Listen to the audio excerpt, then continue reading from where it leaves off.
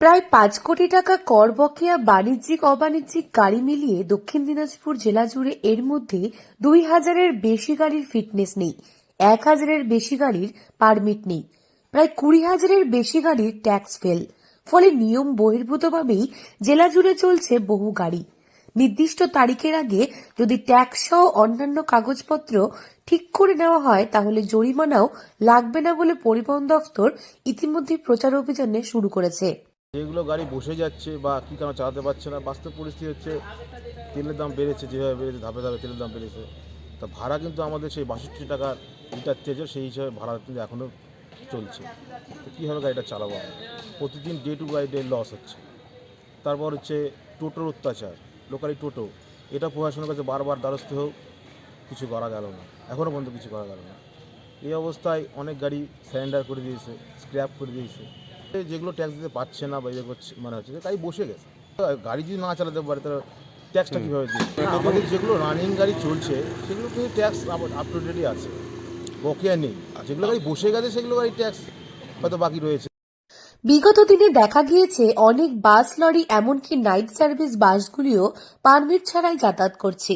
পরিবহন দফতর যা নিয়ে অভিযানও চালিয়েছে, কিন্তু এরপরও জেলায় ২০,০০০ যানবাহনের ট্যাক্স ফেল। ফলে সরকারের রাজস্ব ফাঁকির পরিমাণ ক্রমশ বেড়েই চলেছে।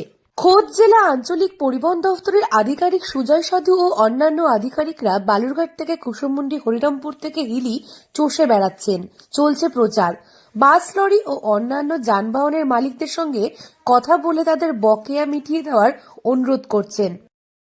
যে সমস্ত গাড়িগুলো ট্যাক্স ফেল আছে, সিএফ ফেল আছে এবং যারা পারমিট ফেল আছে, সাথে সাথে তাদেরকে ধরে তাদেরকে আমরা যাতে সেগুলো আমরা আদায় করতে পারি বকেয়া, এবং তাদেরকে বোঝাচ্ছি যে সুফলটা, যে তারা বকেয়া দিলে তাদের যে ফাইনটা আছে সেই ফাইনটা কিন্তু মুকুব হয়ে যাচ্ছে। যদি তারা 29 ফেব্রুয়ারির মধ্যে তারা জমা দেয়, তাহলে ট্যাক্সের ক্ষেত্রে 31 ডিসেম্বর অবধি তাদের যত টাকা ফাইন আছে সেই শুধু ফিসটা দিলে ফাইনটা পুরোপুরি মুকুব হয়ে যাবে 100%।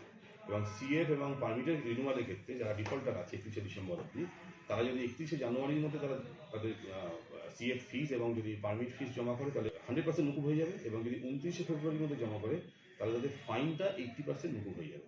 সিএফ এবং পারমিটটা হচ্ছে খালি কমার্শিয়াল গাড়ি, ট্রান্সপোর্ট ভেহিকেল, আর যেটা ট্যাক্স ডিফল্টার আছে সেটা কিন্তু commercial as well as private গাড়ি, অর্থাৎ ট্রান্সপোর্ট নন ট্রান্সপোর্ট দুটো গাড়ির মালিকই সুফল নিতে পারে।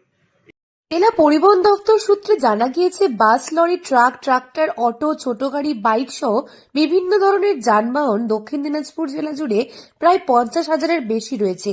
এর মধ্যে প্রায় ৫০% যানবাহনের ট্যাক্স মেলে না।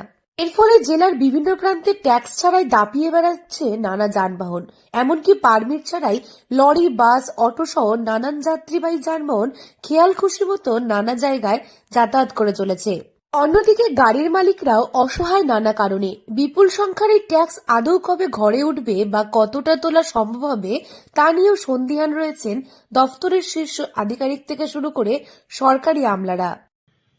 12 তারিখে আমরা প্রোগ্রাম করেছিলাম এবং আমরা থ্রু আউট দ্য ডিস্ট্রিক্ট আমাদের এমভিআইরা আমরা নিয়মিতভাবে এটা নিয়ে প্রচার কর্মসূচি নিচ্ছি। আমাদের যে বকেয়া আছে, যেগুলো আমাদের মেজর ডিফল্টার আছে, সেখান থেকে আমাদের জেলায় প্রায় মোর দ্যান 5 crores বকেয়া আছে।